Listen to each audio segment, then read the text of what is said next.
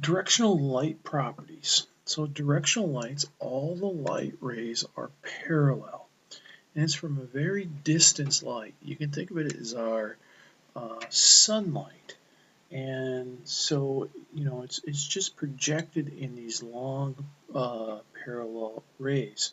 Now the maximum number of lights we can have in any scene in Mudbox is 8 different lights, and so we want to come down here into our object list. All right, so on our object list, we want to find a directional light.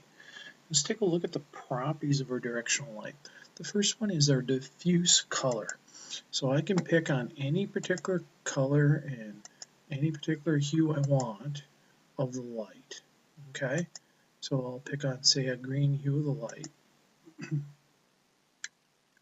And you can see now I have a green light shining on this. And so I can come over here and I can say, let's pick on a magenta.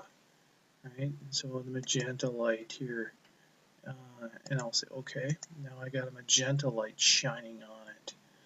So I can pick on any color light I like, and I'll go back to a white light.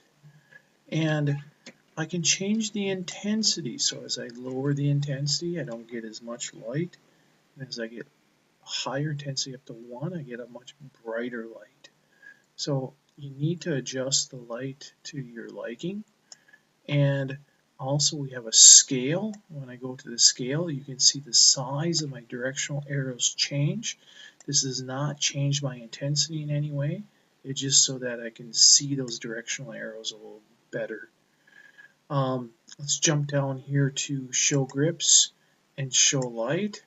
So I can have the grips on, and this is for rotating the light, and I can see the light pass, or the directional arrows. Now, the lock to the camera.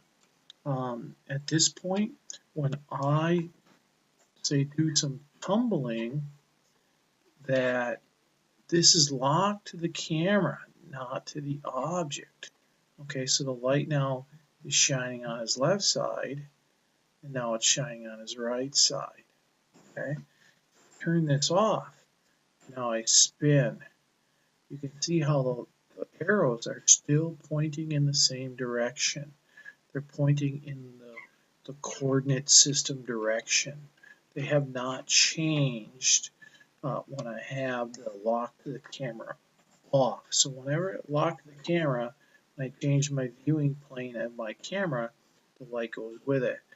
I kind of prefer to work with it unlocked. I like to set the lights and then leave them there myself, but that's a personal preference of how you want to set things up.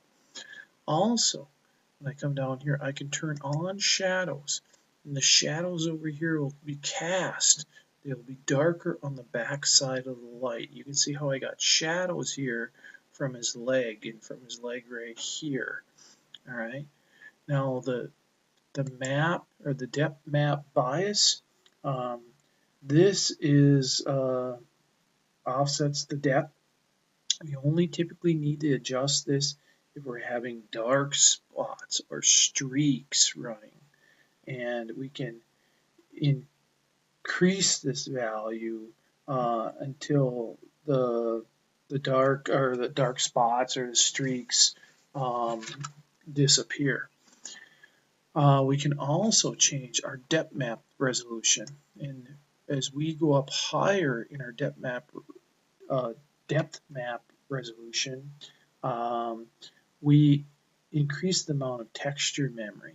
So you might want to go up to a 2K or even a 1K, which is fine. But if you go up too high, then you're going to have some taxing of your graphics card. So you're going to have to determine if that is what level you want. But by default, we use 512 by 512. But you could go up easily to 1 or 2K and maybe get away with that with a good graphics card. So these are the directional light properties. I could also right click on the light and say properties. Brings up the same thing in a floating palette or dialog box, and allows me then to close that. So these are my directional light properties.